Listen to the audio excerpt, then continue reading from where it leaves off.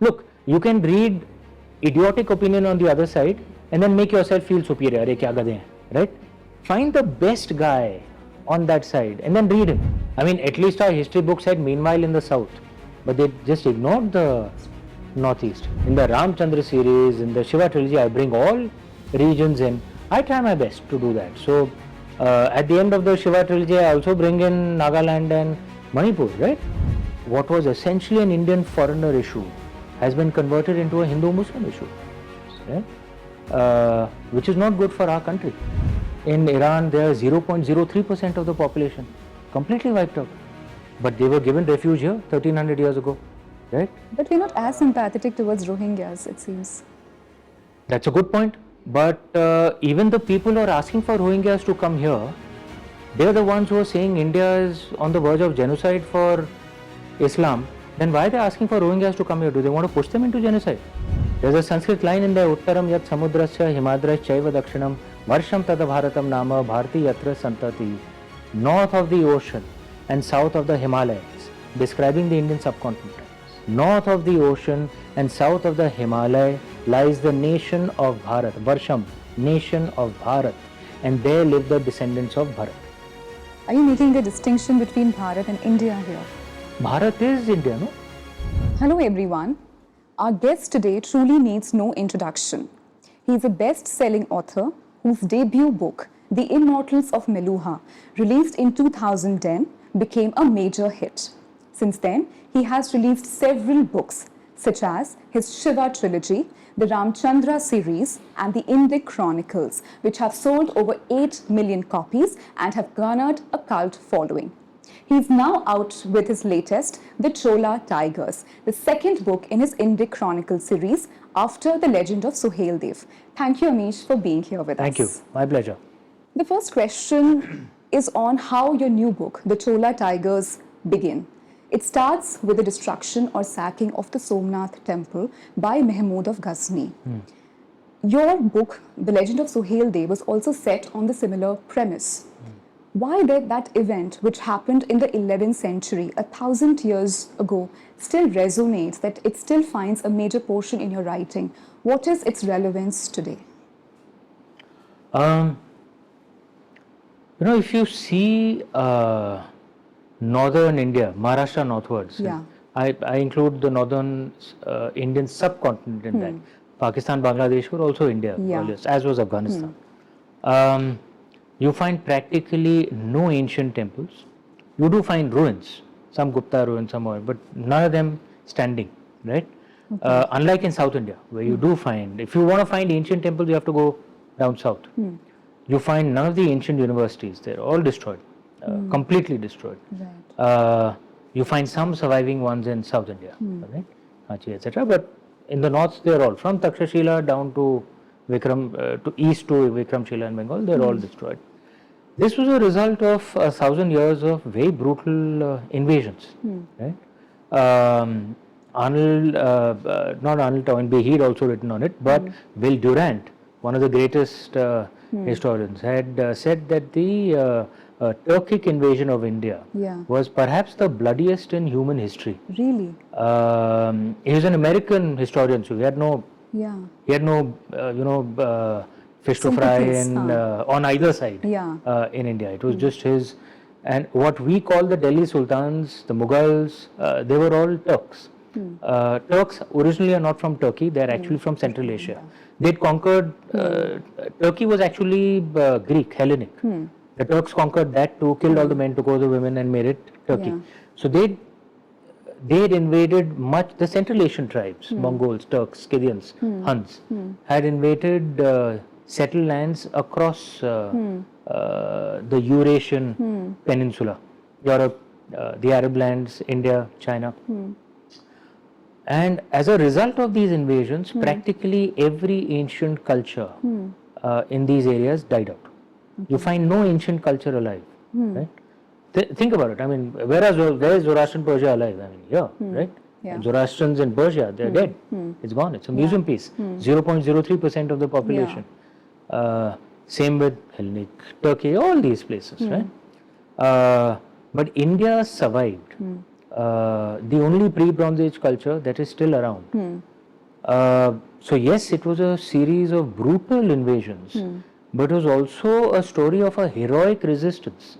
We're the only ancient culture which fought those invaders and survived. And to me, the story of this last 1,000 years has not been told properly. Okay. The way it's been told in our history books is that essentially our ancestors were either cowardly or disunited. And basically, we just kept losing. New invader would come, there'd be a battle at Panipat, and we would lose. Right? That's the way it's been taught to us. This story needs to be told of the resistance, the heroic resistance of our ancestors, perhaps the greatest resistance in human history. And in this resistance, Somnath ji is a very, very critical turning point. Okay. Temples had been attacked earlier. From 7th century onwards is when the brutal invasions began. So Multan, the Sun Temple, was destroyed. It was rebuilt. It was Somnath ji which was a turning point. After that, like within 100, 200 years, practically every temple and university was destroyed across North India. And there were attempts to rebuild and then destruction again. Attempts to rebuild, destruction again. Somnath was that critical turning point. What do you think is the difference between the Kushans coming to the north of India, who were also a Central Asian tribe, compared to the Turks coming to India? See, the Kushan, so first of all, Central Asia prior to the 8th standard was actually also very Indic. Many of them were Buddhists, by the way. Right? The Kushans were Buddhists. Yeah, they were Buddhists. They didn't do that much destruction. Okay? In fact, they rebuilt, rather they spent money to expand many of the universities. Like the Sharda University. They organized great Sangam conferences. So yes, there were some invaders, they came from abroad, but actually they became Indian. And you could argue in those days that was also part of the larger Indosphere. You know, so like UK and US are kind of cousin cultures. So the Indian subcontinent and Central Asia in those days and Southeast Asia were kind of cousin cultures.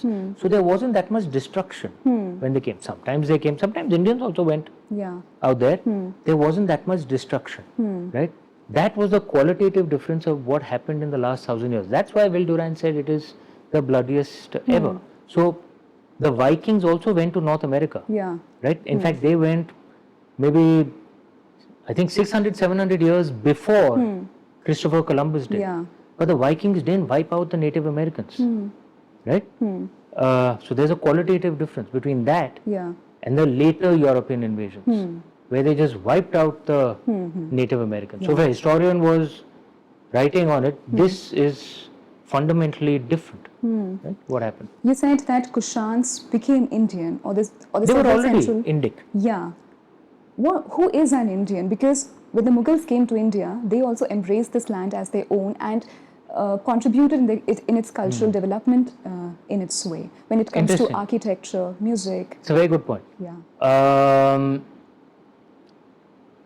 I think one of the best ways to look at what people should be described as is look at their self-description. Right? That's a very good point. As many, as in the modern West, the consensus is that people should be allowed to self-identify, right? The Kushans self-identified as people of the larger Indo-space. In fact, they moved their capital out here. The Mughals, we call them Mughals, they never call themselves Mughals. They call themselves Timurid. We call them Mughal. Okay? We think Babur is the founder of the Mughal dynasty. Do you know who they believed was the founder of their dynasty? Timur. Not Babur. Timur. In fact, their seals survive. It's sort of a circular seal.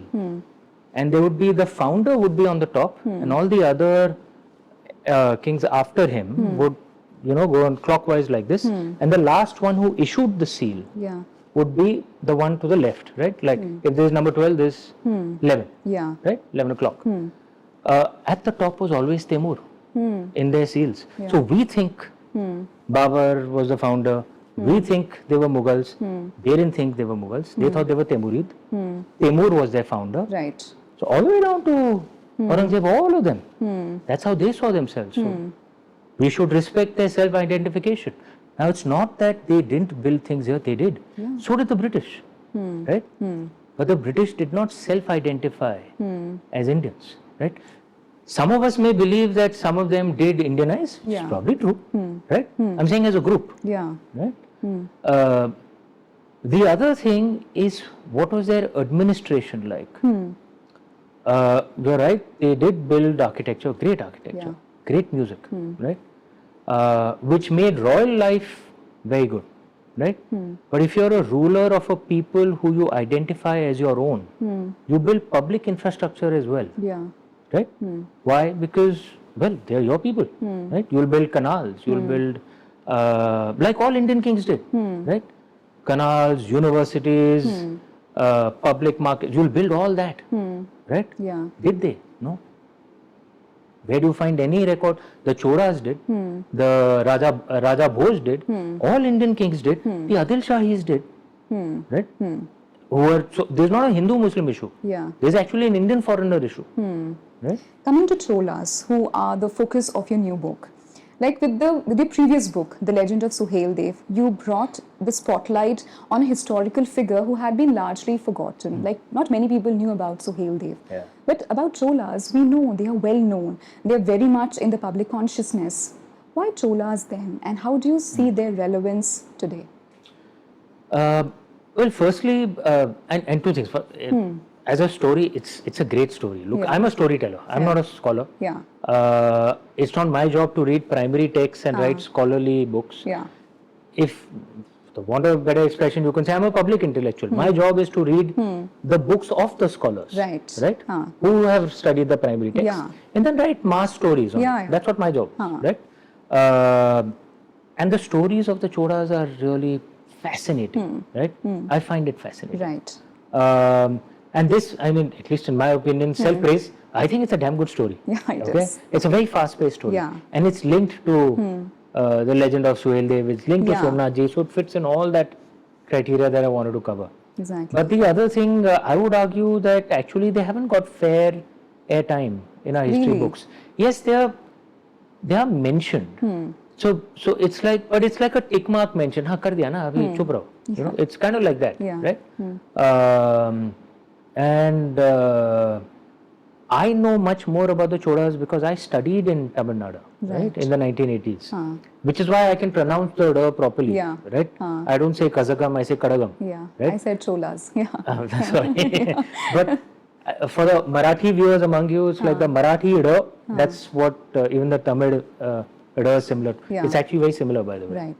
Unity. But the point I'm trying to make is, listen to, say, someone like R. Madhavan, who's a South Indian comedian, who said that the number of chapters that a Delhi empire would get, the Cholas don't get. Which I would argue is a fair assessment. And it's not just South India, West India, Central India, East India, any empire, particularly in the last 1,000-1,500 years, any empire that did not cover this Khyber to Agra area is relatively ignored. Like 1-2 paragraphs so that you can't complain. Right? If you think about it, Raja Chola's empire, because he conquered much of Southeast Asia, if you see in terms of area, counting the Bay of Bengal, population, GDP, his empire, relative to the world's GDP at that time, his empire was bigger than Akbar's. You don't get that impression if you're reading your book, your history book, right? Is that fair? No, right? And there are many others like this, the Rashtrakutas, the Hoysalas, the Senas, the Parmars, the Gurjar Pratiharas, they are all ignored.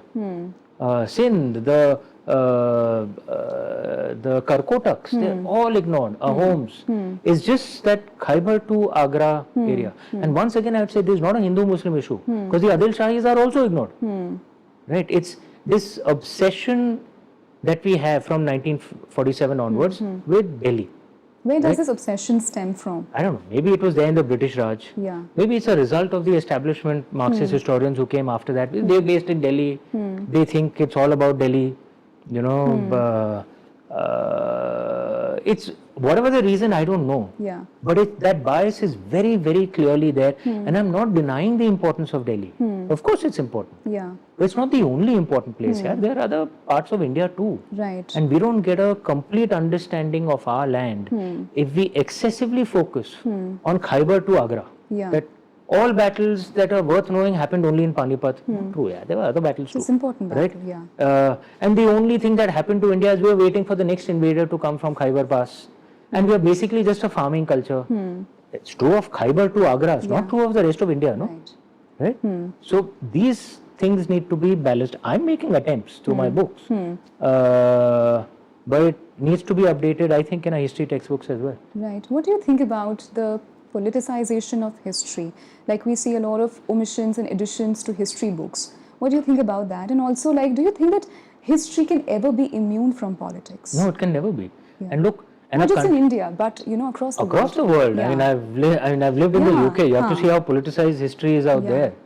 And it's not just history. In democracies, every subject gets politicized. It's the nature of a democracy, right? And we can't blame politicians for doing what politicians do. It's their job to garner support and win votes. It's a job of us Indians to be more mature, right? To know what is better for our land as a culture, right? We are in any case a bottom-up country. We're not a top-down country. So politicians can attempt and they will do it. Yeah? And you can't blame them, boss. We vote on such issues. So you can't really blame them. It's our fault, right?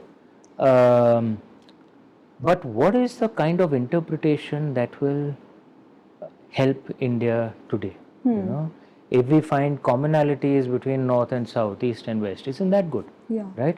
If we put a balance in our history and bring other parts of India too, isn't that good? Right?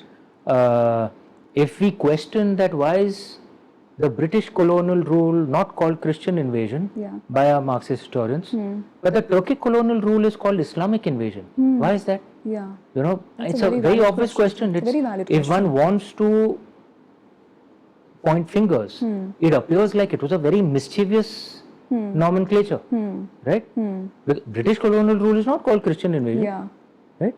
And The Portuguese, the British, the Dutch. but the Turkic colonial, and they were foreigners. They self-identified as foreigners. The Indian Muslims were as oppressed as Indian Hindus, but we call it, our Marxist historians call it Islamic invasion. I think it's mischievous, That's right? very interesting. And these are attempts to divide what was essentially an Indian foreigner issue has been converted into a Hindu-Muslim issue, Right. right? Which is not good for our country. Yeah. K.K. Mohammed Saab, you know, and I'm sure you've heard of him, a brilliant, and from Kerala, Yeah, of course. a brilliant archaeologist. I'd done a documentary with him. When we were speaking of, you know, the Ram Chandra You had a documentary temple. last year, yes. And he told me this, it was so beautiful. He said, Babur was from Uzbekistan. I'm an Indian Muslim. Yeah. What do I have to do with him? And then he told me this point. This is not a Hindu-Muslim issue. This is an Indian foreigner issue. Right. And we are Indians. We are on the side of India. But you know, when we are dealing with, say, famine in one part of the world, we are dealing with climate change, we are dealing with farmers' issue, where does a study on history stand amid all of this that is happening? Again, very good question. It's history and culture which defines the community. And yes, there are global issues, but the actors in that global issue have to be nations. Right? It cannot be, you know, look, how much ever we may want that, real life is not a John Lennon song, right? It's not imagine there's no borders, right? That's not the way the real world works. Yeah. So there are nations which are net positives for the world. There are nations which are net negatives for the world. I would argue India is a net positive for the world. Our western neighbors is a net negative for the world. But if the main actor is the nation, then what is the culture, what are the issues that drive that nation, then becomes moot, right? Yeah. Because then that defines how your nation will behave. Right. Like while deciding upon the subject of your book, is it done much in advance, or do you also go by what is happening around? Like, does that also influence you deciding what subject you're going to write on? For example, now we are seeing a lot of emphasis on the South, on Tamil Nadu in particular. For example, when the Parliament building was unveiled, the Prime Minister received and set up the Sengol. So how does that work? But the Sengol was actually from 1947. Yeah, so yeah. It's First the Prime Minister, the first Prime Minister. The first Prime Minister. Yeah. I think it's good that we are making concerted attempts to find commonalities, and I don't think it's just the South, it's the Northeast. The Northeast gets so much more attention now than it did earlier. I'm 50 years old. I remember how the Northeast was just, I mean, at least our history books said meanwhile in the South. Yeah. But they just ignored the that's true. That's Northeast, absolutely right? True. Huh. Media would not cover things in the Northeast, saying tyranny of distance. But they could cover things in the US. There's no tyranny of distance. Yeah. And it's true for across Maharashtra, East Asia. I would argue even MP, Eastern UP, they were all ignored. Yeah. Right? It was only just ignored. Delhi. Right? And that was, I'm saying, one must acknowledge the importance of Delhi. Yeah. Don't get me wrong. Yeah. Right? It can't be the only place. Yeah. It's the seat of power. It has been the seat of power. But there are other parts of India too. Yeah. That balance must be there. That is all. I mean, you write mythological or fantasy fiction, which includes your Shiva trilogy, Ram Chandra series. You also write historical fiction, which is your Indie Chronicle series. How is the approach between the two different? And is one easier than the other to write on? No, I enjoy both. I mean, it's just that the source material could be different. Okay.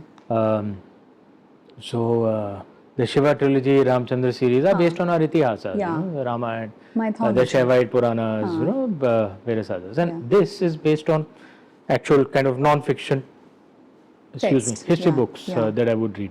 So, non-fiction history books, by the way, nature are dry. Right. Whereas our itihasas are steeped in philosophy, and so that it's a different source material. But when you're writing the story, it's like you have all the material and then Lord Shiva converts it into a story. Very interesting. You call itihas to what many people called mythology. What is the difference?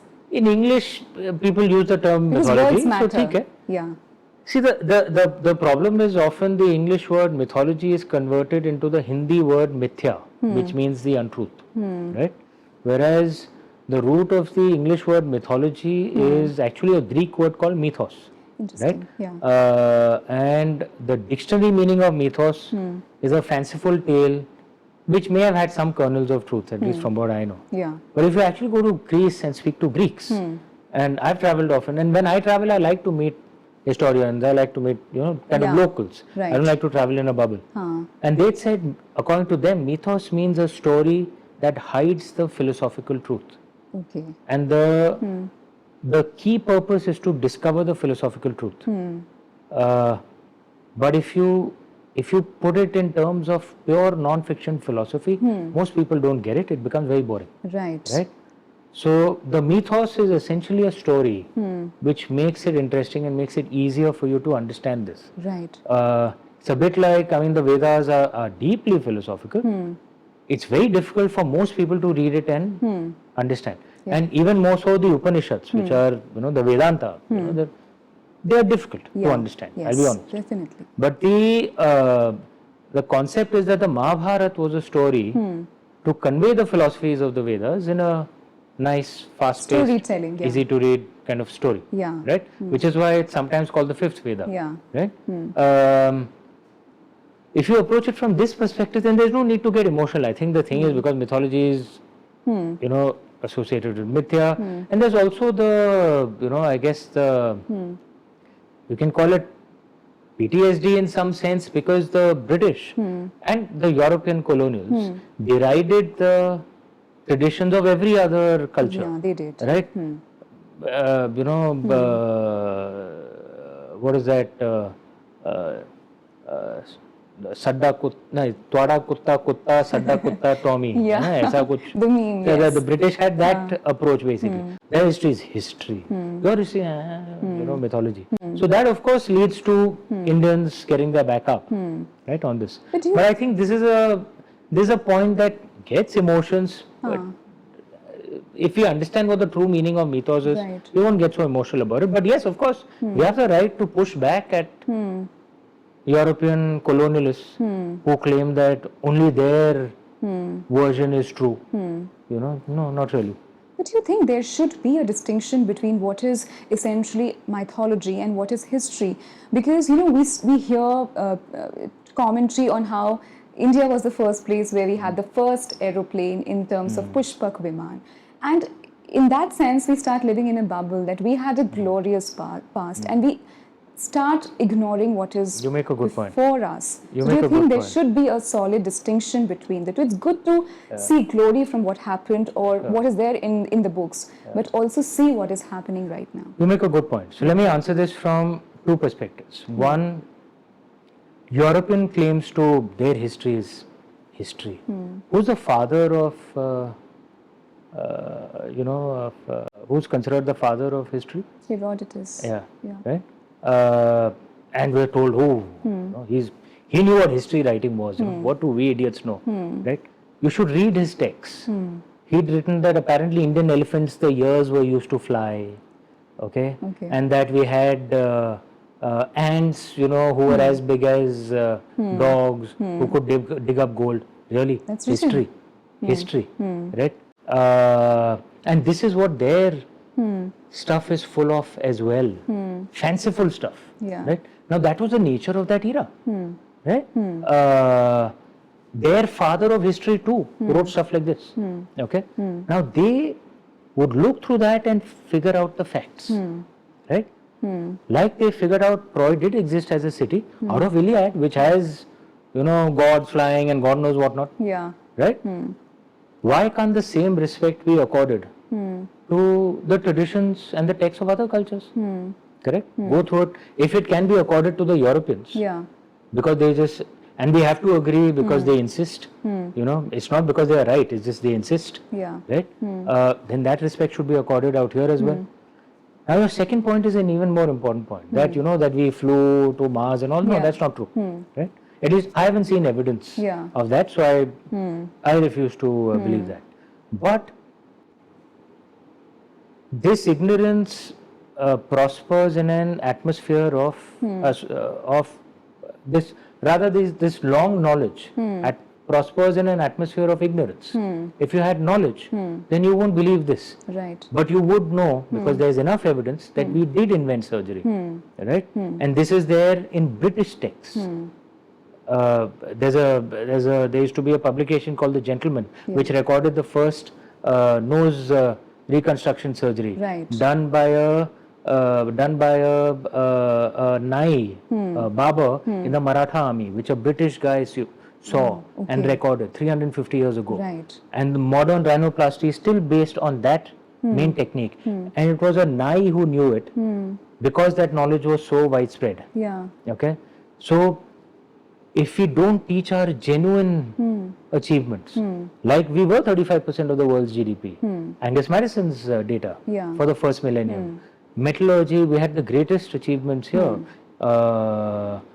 Medicine, navigation. We were the first actually deep sea seafarers, right, and navigators. We don't teach all this. So then fanciful things also survive. So I guess the medicine is sunlight.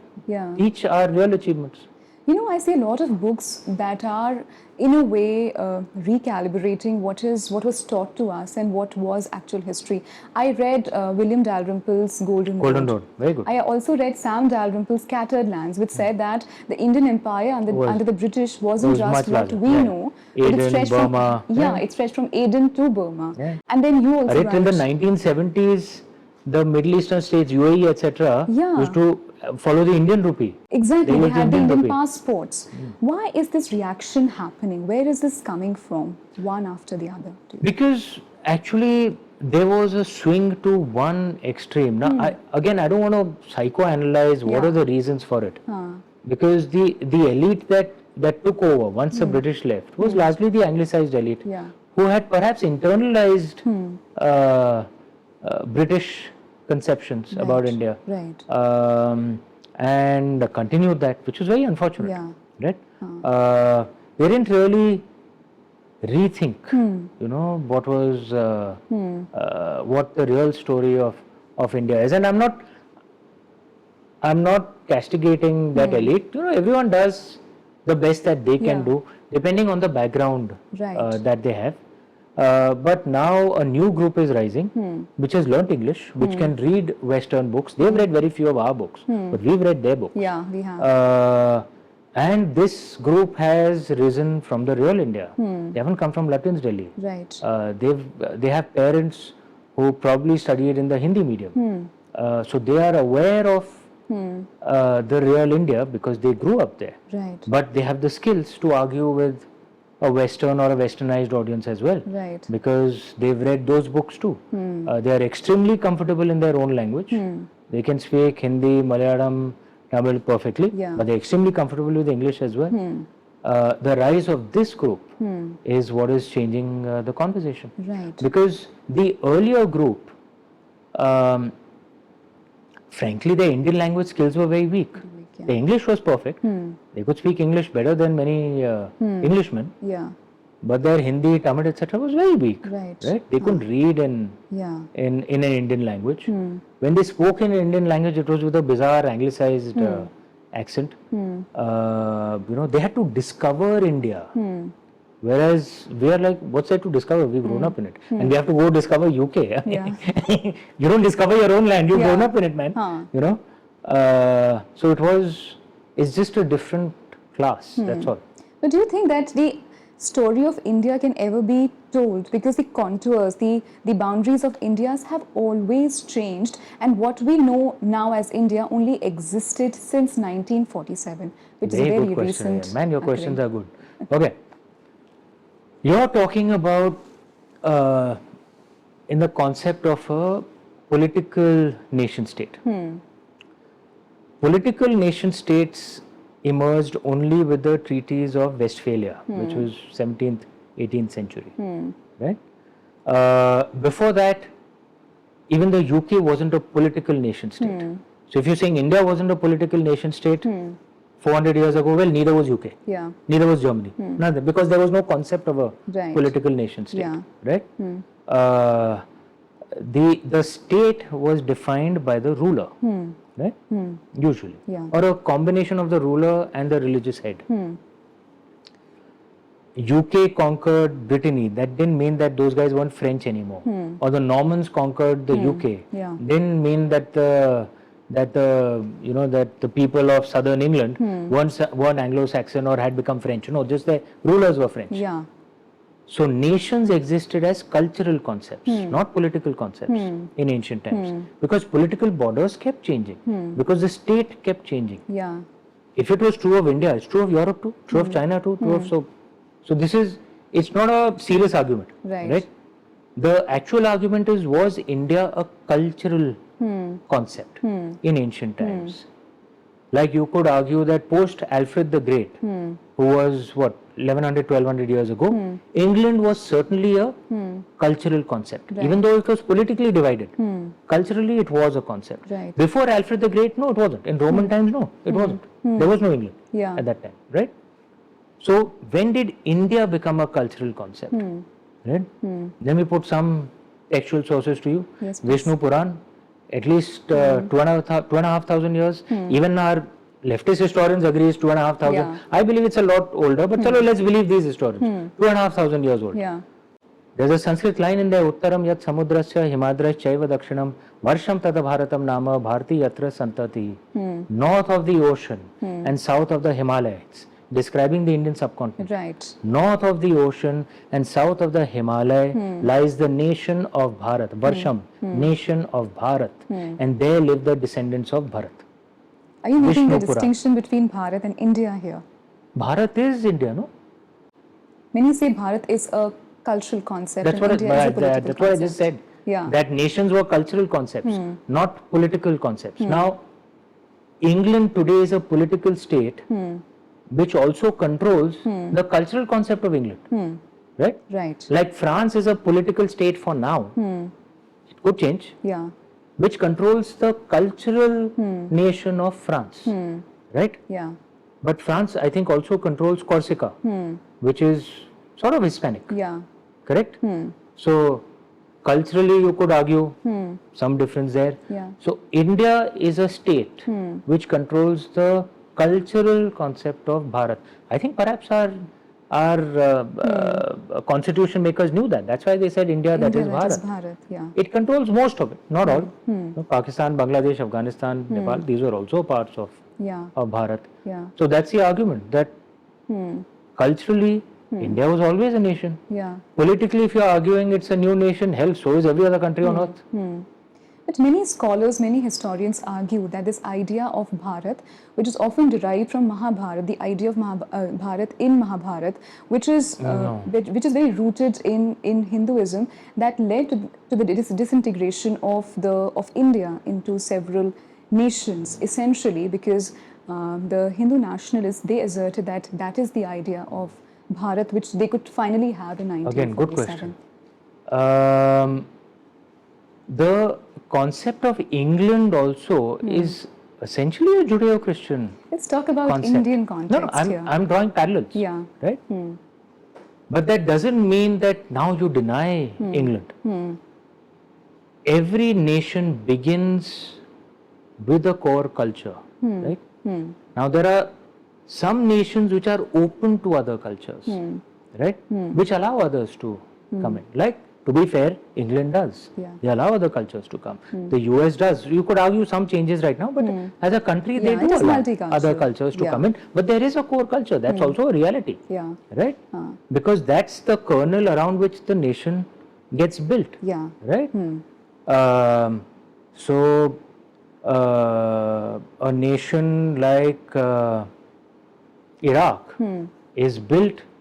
It was built originally on Shia Islam, right? And there was a time when Sunnis were also allowed, not so much Yazdis, they've been really oppressed because they're called idol worshippers and all. Yeah, they have been. But the others were accepted. Then a Ba'athist party came, etc. Now, these are parallels I'm drawing, right? Every nation begins with a core concept. So even Bharat, yes, it began that way. The point is, was it open to accepting other cultures? Yes, it was. It was. Where did the Zoroastrians aren't alive in Iran, right? Their own land, poor chaps, completely wiped out. Last census in Iran, there are 0.03% of the population, completely wiped out. But they were given refuge here 1300 years ago, right? But we're not as sympathetic towards Rohingyas, it seems. That's a good point. But even the people who are asking for Rohingyas to come here, they're the ones who are saying India is on the verge of genocide for Islam. Then why are they asking for Rohingyas to come here? Do they want to push them into genocide? Right. You know? Because even the ones claiming India is doing genocide know what the real truth is. None of that is happening. Yeah.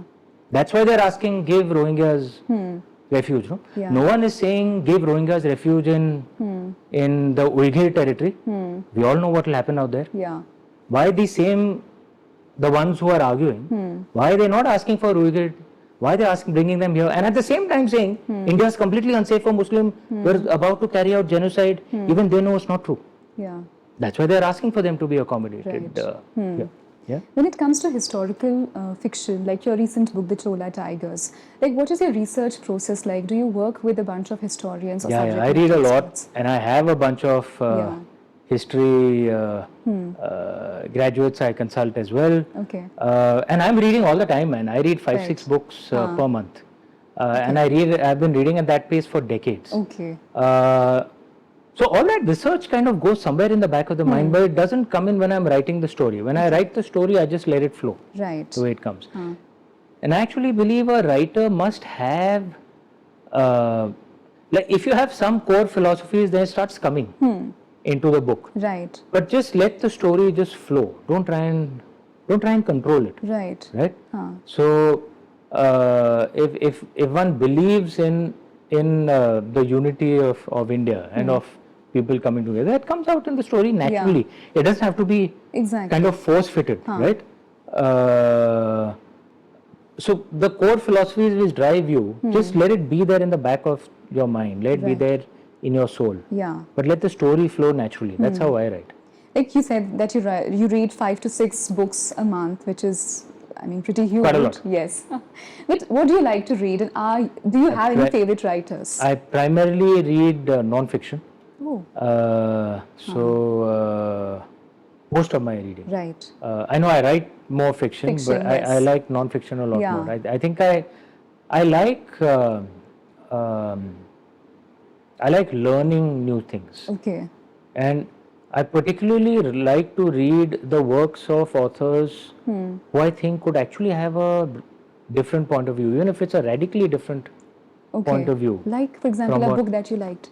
Like Niall Ferguson, for example. Okay. He's a defender of the British Raj, right? And I think the British Raj was perhaps among the worst things that happened to India. Absolutely. And it was good for the UK, it wasn't good for us. Definitely not.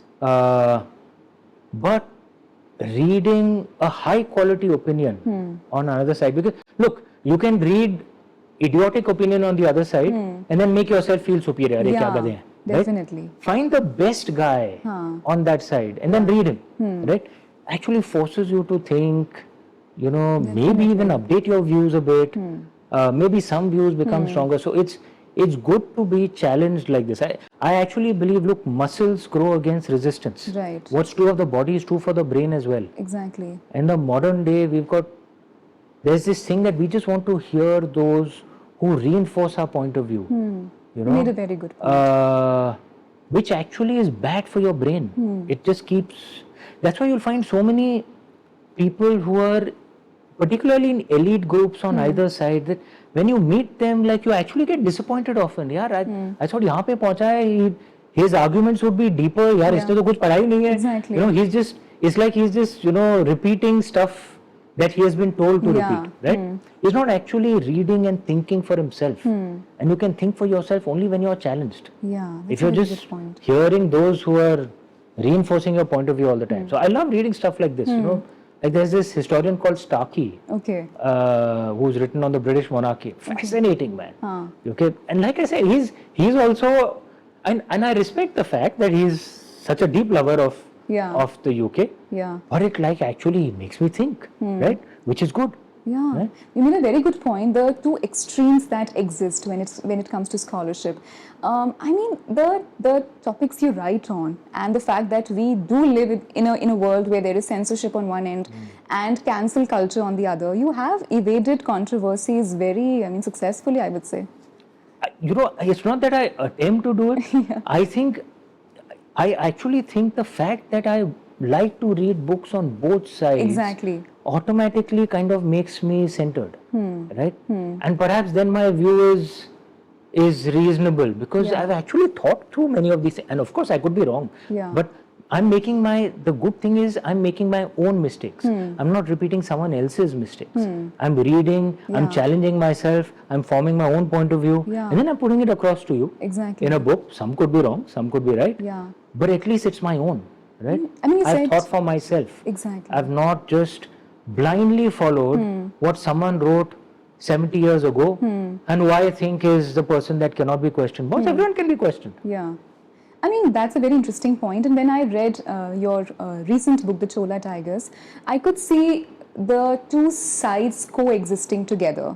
The points which are close to the majoritarian sentiments, for example, the destruction of the Somnath or the Chola glory, coexisting with the fact that the Indian Muslims were not responsible for it. You write about homosexuality. You have written against caste hierarchy. Is that the reflection what you're talking about? Perhaps it is. You know, and maybe it's a good fortune of the family I was born into. Because it was, my grandfather was a Pandit in Vishwanath in Varanasi. He used to teach at BHU.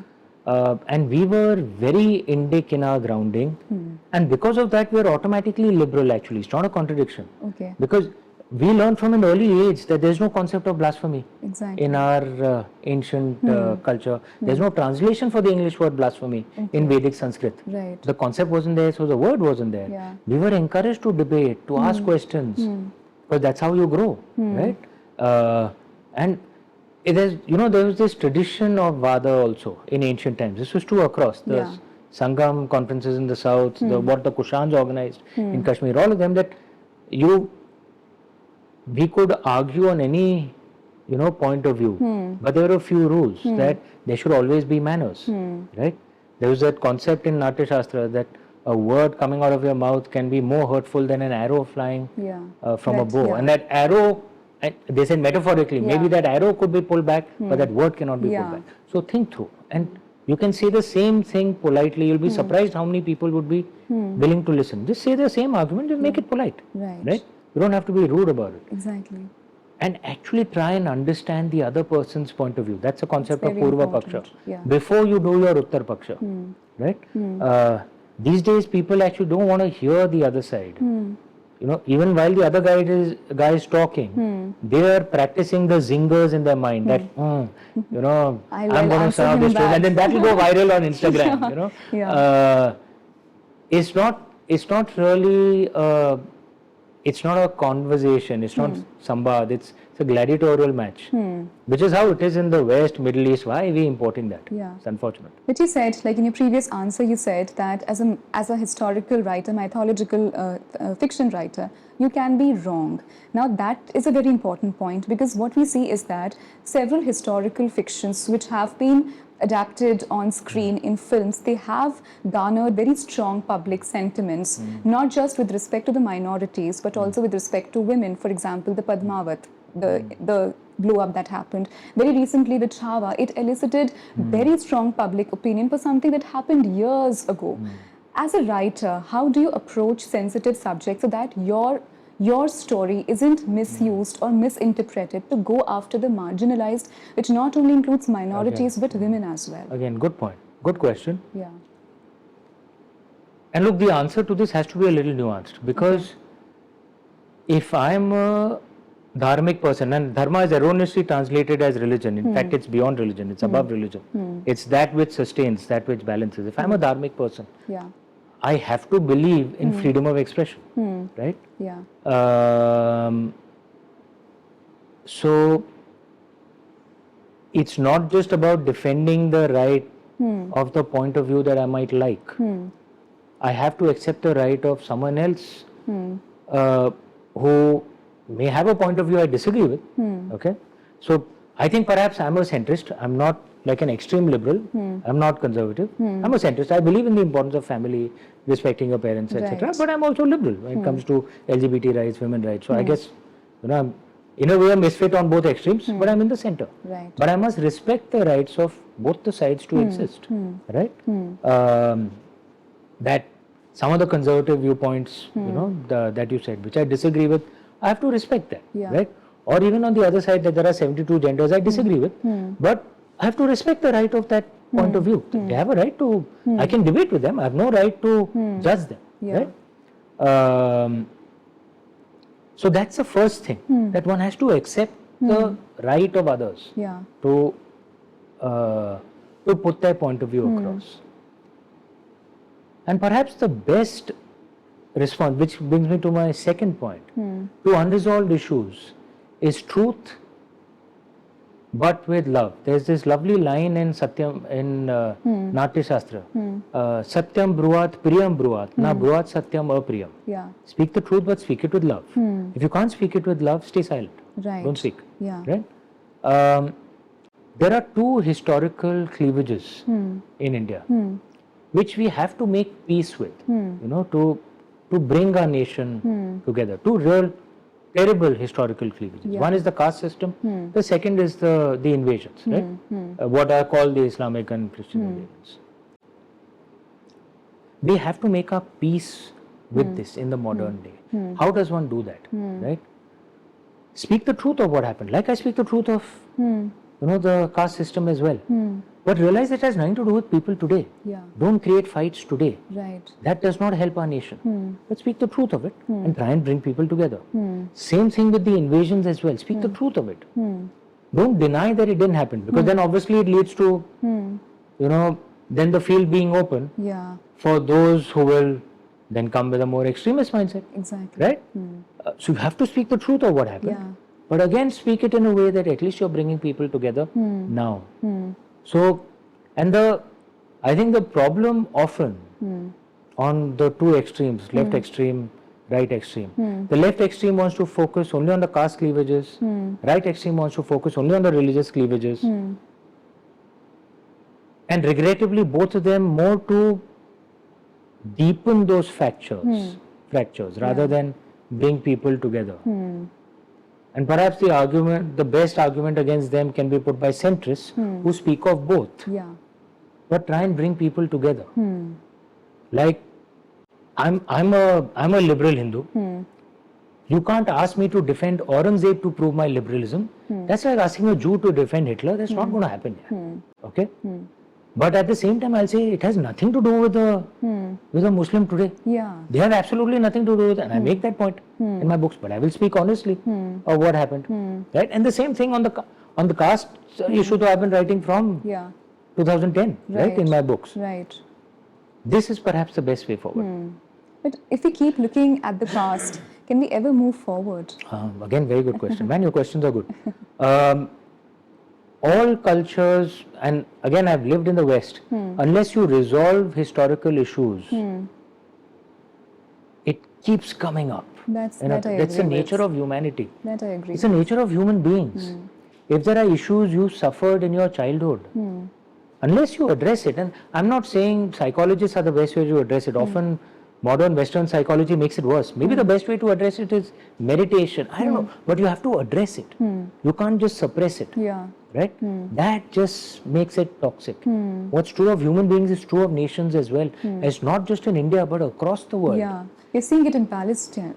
Everywhere, across the world. In the US, because they've not made peace with their racism and slavery issues. So it's still, and I'm not a white guy, I'm not a black guy, and yes, it should be addressed, but I would also feel, what does it have to do with today's white? You can't attack today's white who has done nothing, who is not a slave owner, right? Who doesn't defend it, but you have to address the issue as well. But so every nation has to make peace with its the nature of humanity. It's one of the things that's there in the modern day. Chhoro kal ki baatein, kal ki baat purani. But human beings don't work that way. It's a sad truth. We don't work that way. But do you think that when it comes to sensitivity in modern storytelling, do you think there is something lacking even these days? For example, there have been certain films that have been used not only to go after minorities but also stereotyping a particular state. Do you think there should be some kind of sensitivity handled when it comes to handling such sensitive topics? Again, it comes down to, and that's where it's really difficult. Because there are some movies that I find insensitive. Right? And some movies made in the past too. My family is from Varanasi. I was born in Mumbai. I studied in Odisha and then Tamil Nadu. And I remember seeing Padosan, which was a 1960s movie. I don't know if you've seen that. Yes, I have. It was a big hit. I remember the first, because I had already studied in Tamil Nadu. I was offended. But it was very stereotypical. I was like, what the hell is this? Okay. And my parents had spent all their time in North India, but they had actually used to come to drop me, and then they also said, actually this is wrong. Now, I find it offensive, right? And because I lived in Tamil Nadu, I know how North Indians are also showed in some of those movies. Exactly. I know how they are Punjabis with the Bollywood. And like my hometown was Varanasi or Mumbai. You're a Punjabi. How am I a Punjabi? No, all of you are Punjabis. What? That is insane. So there were biases on the other side too, right? And here's where I don't have an easy answer, because I do believe in freedom of expression, which means I might dislike such a movie, but I have to defend the right for that movie to get made, and maybe since I'm in the creative space, make an answer. Right. With my perspective. Exactly. Like the best answer to a book is a book. I speak of, not just in this book, even in Legend of Suheldev, King Suheldev came down to the Chola court. In the Ram Chandra series, in the Shiva trilogy, I bring all regions in. I try my best to do that. So, at the end of the Shiva trilogy, I also bring in Nagaland and Manipur, right? So I try my best, but I must defend the right of someone to make things which I think is silly. Because who am I to decide what can be made, what can't be? Who's anyone to decide? But when it comes to this book, The Chola Tigers, while you have lived in Tamil Nadu, you know about the culture. How did you approach the Afghanistan bits? Because in my opinion, I mean, they stood out for me when I read your book. I read a lot, man. Okay. So listen, if you read a lot, trust me, because I can't travel to Afghanistan or Pakistan. I'm not taking the risk. Okay. But if you read a lot, you can actually get a deeper understanding. And in the modern day, there is the beauty of Google Maps, Google Images as well. You can actually see the place. So you're not just describing on the top of that, you can actually see it. Right? Is there a sensitive attempt to not exoticize a particular country or nation which has nothing to do with the present But which is why you must read local stuff. No? Which is why you'll notice I had characters in there who show the Afghan side as well. Who show the Turkic. I had characters in Legend of Suhaildev too. Which it comes, and I'm not saying I attempted to do it, it just comes in naturally when you try and read as much as you can, particularly from those whose opinions you would oppose. Right. Yeah. Like this book is an immortal writers collective initiative. Like it's a method you have built up where you collaborate with writers to bring out to increase the output of your books. How does this process work in day-to-day working? And So I can't say I invented this process. There's this author called James Patterson in the US. He's known in India, but I guess maybe not as many people know him here. But he's probably the highest selling author ever. Right. So he started this model. That studied it. And so essentially what I do is I make a 5,000-6,000 kind of story summary of what I want in the story. Then I give reference books, read all this stuff. And then, so essentially what they have to do is expand that right, into a manuscript. Then they kind of come back and then I rework it. So what it does is the first draft gets made. Right. What is the difference of time it takes for you to just write the book compared to like when you're working with? Sometimes it takes time, So like the first draft of this was around 2020 actually. Right. So it does take time. It can also be because I'm taking time on this. It's also because I have many projects running. You have. But I mean, we hear a lot about your books being adapted into films quite often. The recent being Legend of Suhaildev, starring Ram Chandra. What's happening there? No, that was that was a rumor. No. I mean, I'm a big fan of Ram Chandra, but no. And of his father, Chiranjeevi ji as well. But no, it's that wasn't the same. But yes, some deals have happened. Regrettably, it didn't work out. The rights are back with me, and the structure of the deal is such that I keep the money as well. That's not bad. But look, the way I see it, every book has its own fate. It'll get converted into a movie when it's meant to. Right. And I'm in no rush because for two reasons. One is, I mean, creatively, these are very close to my heart, to my soul. So I want a good movie to get made. Right. Secondly, even if one thinks of it from a commercial perspective, look, a book or a theatrical play, they are fundamentally different from a movie. A movie makes most of its money in the first week. Maybe even 99%. After that, it just collapses. Right? Whereas a book or a theatrical play like Cats or Phantoms of the Opera or books which are bestsellers keep selling week on week for years, for decades. Like my books are all still in the top 20, top 25. That's why they become bestsellers because just regular sale week on week for years and years and years, decades. And what has happened, I've seen with some books, that if a bad movie comes out, the literary property also collapses. It happens. Like John Carter. It was a bestseller for 70, 75 years. Then Disney made the John Carter movie, which I think is perhaps the biggest flop ever. Right? It killed the books franchise also. That also just collapsed. Right? So you don't want that happening also. Commercially. You spoke about good films. We have seen that somehow the regional cinema is better at projecting folklores, mythology, historical fiction. Agreed. Do you agree? I agree. And compared to the Hindi film industry, I don't know. I have friends in the Telugu industry, in the Tamil industry, in the Hindi film industry in Mumbai. I'm not an expert to analyze, but I just want to put one thought across. Since your maybe it books works. have garnered a cult following, that's one why. thought across which does make sense. I find whenever I interact with people in the Tamil industry, in the Telugu industry, I can't say I know people in the Bengali or Punjabi industries that well, or but it's true of Marathi too. Yes, Telugu, definitely. Marathi, Tamil, the people are rooted. Okay. India is not of an exotic land that they have to discover, right?